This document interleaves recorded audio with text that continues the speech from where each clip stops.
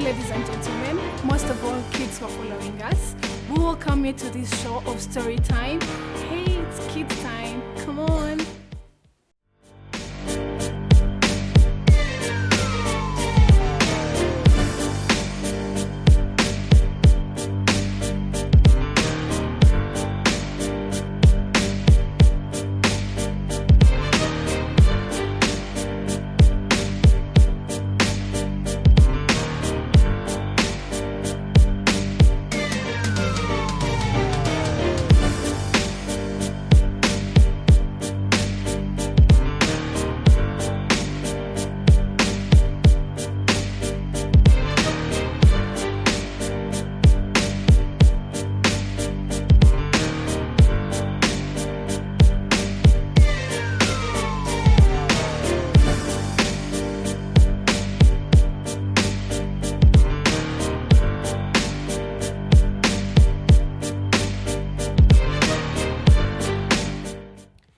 Okay, you can stop reading your books. Have you all finished?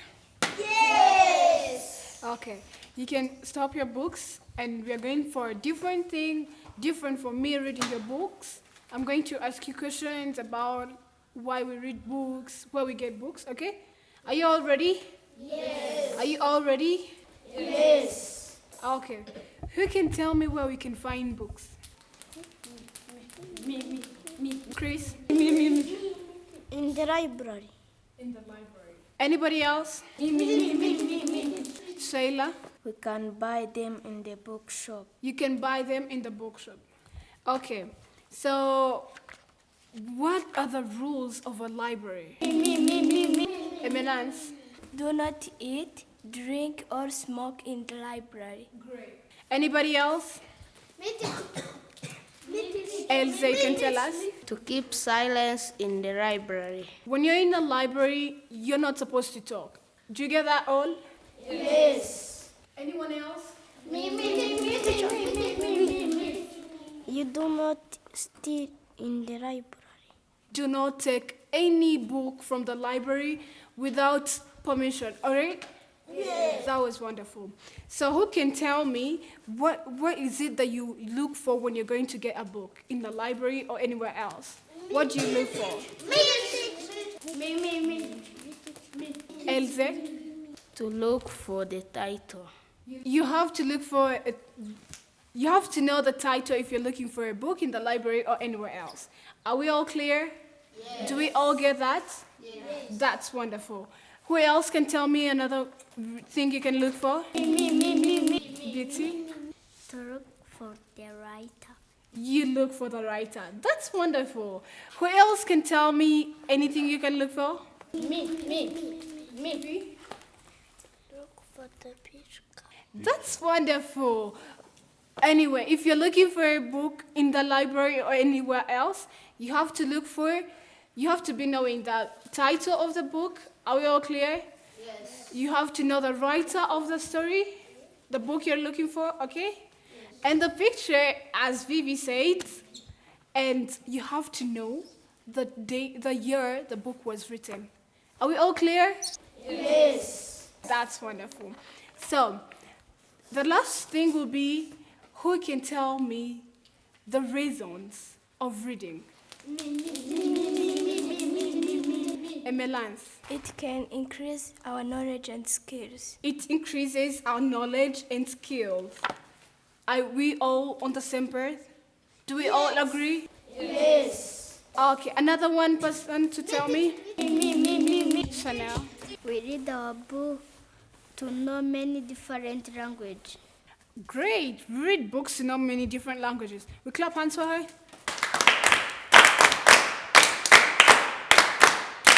That's perfect. So now what we're going to do, you're going to read for me, like for the rest of us, to read for us the book you're reading, okay? Yes. Are you ready to read books? Yes. Are you ready to read books? Yes. Okay, who is ready to go first? Me. So now you can read for us. The title story is called The New Pony. This is Apple Tree Farm. This is Mrs. Booth the farmer. She has two children called Poppy and Sam and a dog called Rusty. Mr. Boot, Poppy and Sam go for a walk. They see a new pony. She belongs to Mr. Stone, who's just Boot or the gate farm, says Mr. Boot. Okay, you can stop there. Anybody else? Anybody else? Ganza? The title of story is The Lion King. The animals came from far and near across the dusty African plain. They came on pounding paws and pounding hooves and flapping wings. Each beast, from the tiniest ant to the largest elephant, made its way to Pride Log. Thank you also. That's very good, thank you. Anybody else who can read for us? Produce. The title of the story is The Princess and the Frog. You know the story? Yes, You've read it? yes. Okay, tell us a summary of it. Once upon a time, there was a princess who lived with her family. They lived near the forest.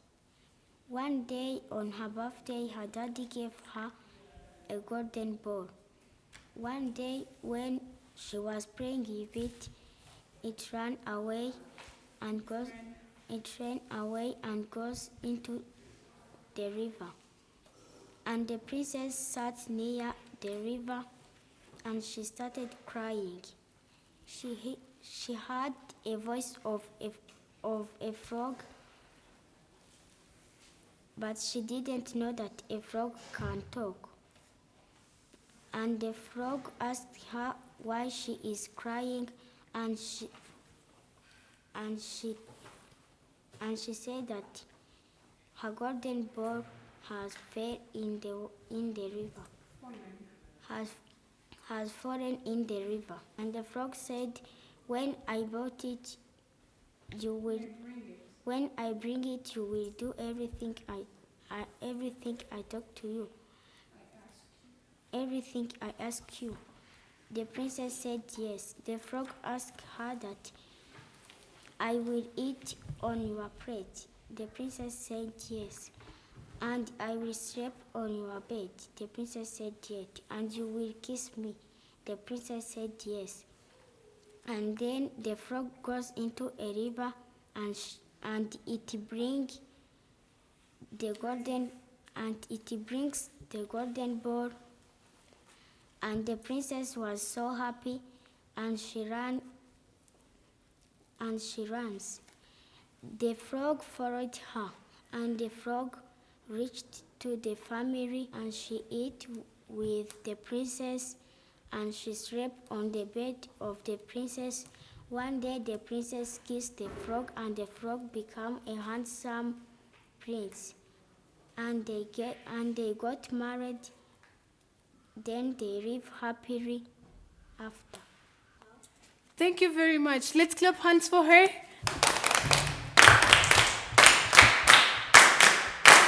So now here we have young kids around. We have kids who are still young, who can read everything, every word, all right? Yes. We're going to ask Vivi to tell us, who is that? Cinderella. And Cinderella, what is she doing? She's making a cup of tea. She's making a cup of tea. That's so wonderful. We clap hands for her.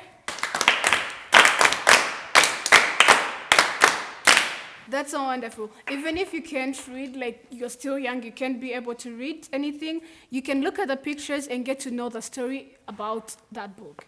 Okay? Yes. That was wonderful. You are so sweet. Next time, see you next time. I'm going to read for you the best of the stories that you could ever imagine. See you next time. Thank you very much. You can clap hands for yourselves.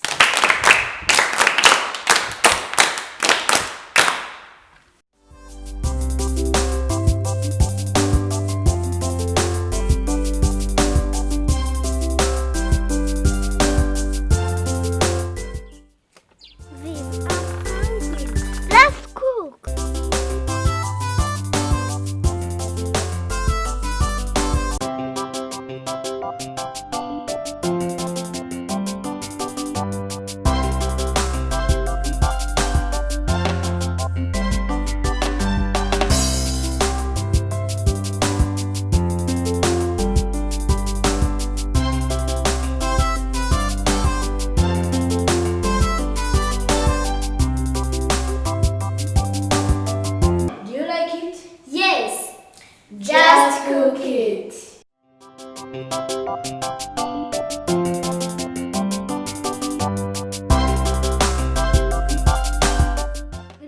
kiganiro Just Cook It. Nk'uko bisanzwe ikindi kiganiro dukurikira ubutetsi butandukanye. Uno munsi bagiye gutekera indyo nakwita hamburger. Hamburger rero ikunda kuboneka cyane mu maresitora n'ahandi hose, ariko nawe wabasha kugira ngo uyiteke ntabwo isaba ibikoresho byinshi. Uri kumwe nanjye Vanessa, ndagusaba kugira ngo ukurikire nawe uzabashe kugira ngo witegure iyi ndyo hamburger.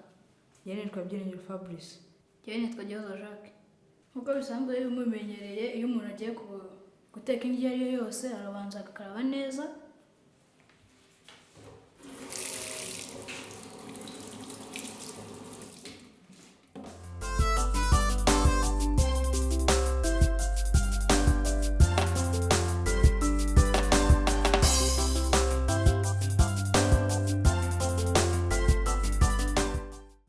Iyo umuntu rero agiye gukora hamburger ntabwo bigomba ibikoresho byinshi, gusa afite ibyo mubona, aba afite inyanya, inyama ziseye, ifarini, mayoneze, ibitunguru n'ibindi bitandukanye. Iyo umuntu rero agiye gukora hamburger mureba aha, arabanza agafata ibitunguru, icyuma cyabihariwe,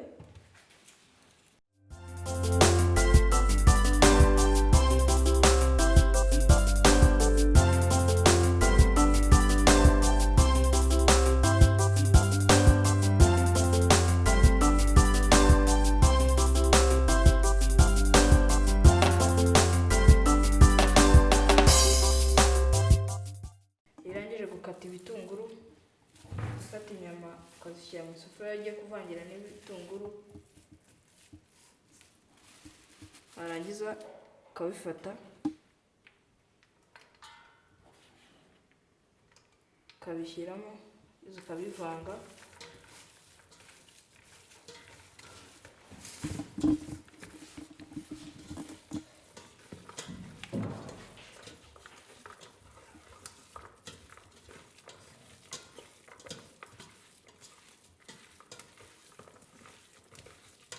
warangiza kubivanga ukatushyiramo ibiyiko bibiri by'ifarini kugira ngo hamburger yacu ize kuba ifashe.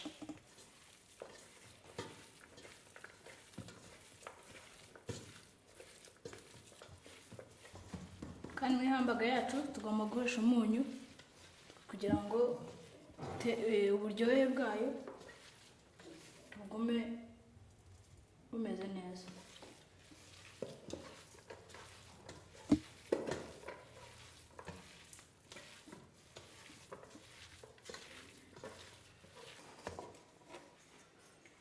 Urabona ko za nyama twavanze, urabona nuko byivanze n'ibitunguru. Noneho ubu tugiye gukurikiza amaforume ya hamburger yacu tugiye kuba twakoresha.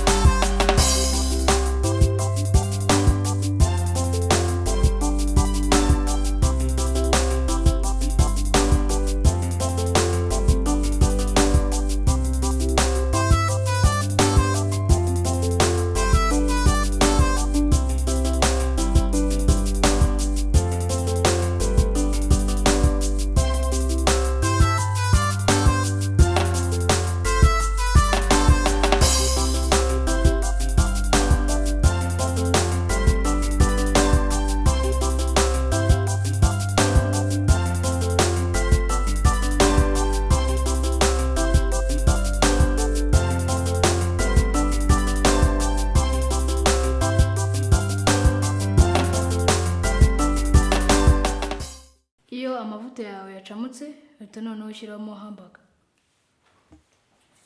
Hamburger yacu tugiye kuba twayishyira mu mavuta yacamutse.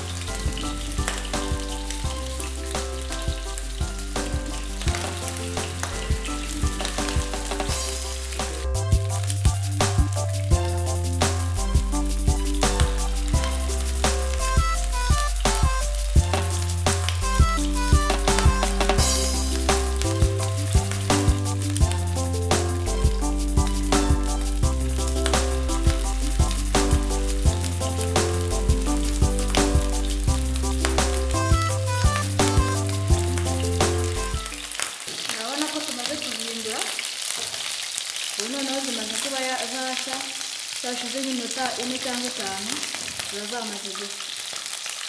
Aha ngaha waba witonze kugira ngo amavuta abe atagutarukira nuko.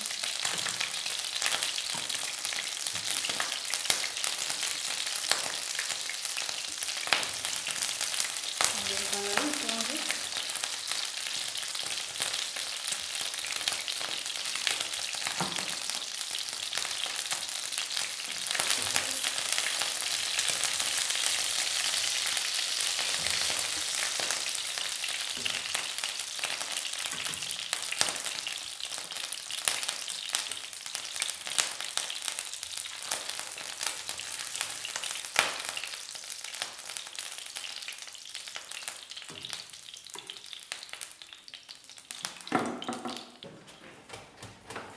Hano mukurikiye televiziyo nk'uko nabibabwiye iyi ndyo yitwa hamburger. Hamburger rero bagiye gukomeza bayidutegurire, ntucike kugira ngo ubashe kugira ngo ubone ko baza kuyitegura. Bagiye kuba badutegurira salade. Salade iraza kwifashishwa kugira ngo tubashe kugira ngo dutegure iyi hamburger. Ntucike kugira ngo ubashe kugira ngo ubone ko bateka iyi hamburger.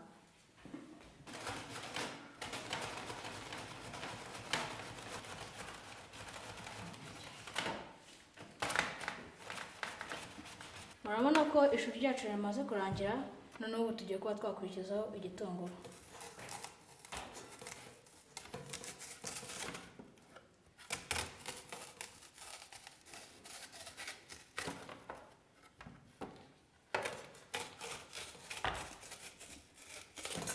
Ese nta bundi buryo umuntu yatekamo iyi hamburger uretse ubu ngubu nabonye hano?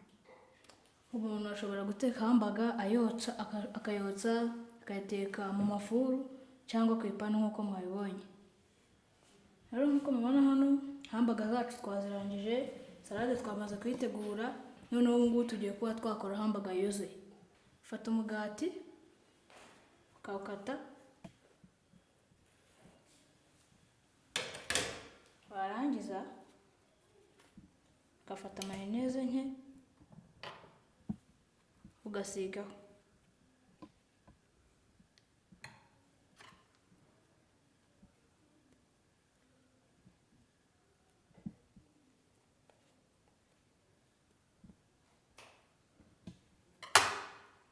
Warangiza ugafata hamburger yawe ugashyira hejuru, ugafata amashu make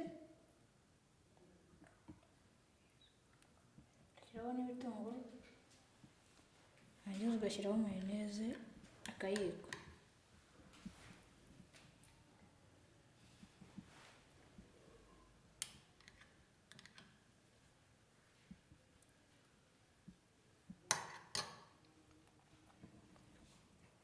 Warangiza ugafata urunyanya rumwe maze uba wakase ugashyira hejuru, maze ugapfundikira, hamburger yawe ikaba iruzuye.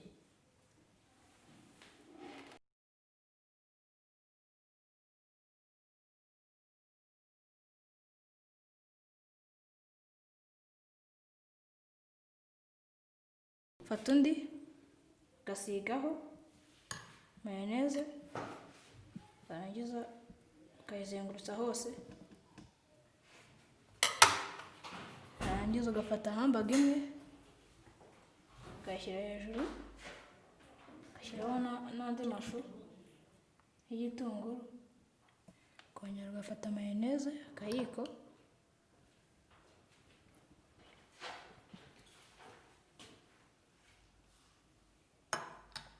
warangiza ugafata urunyanya rumwe maze wakase ukarushyiraho, warangiza ukabumba. Hamburger yawe ikaba iruzuye.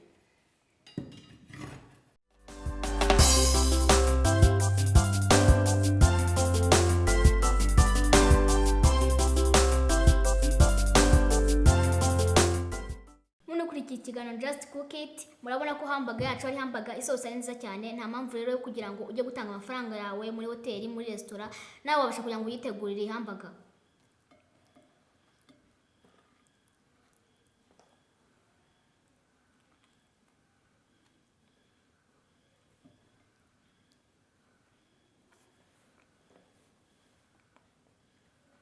Do you like it? Yes. Just cook it.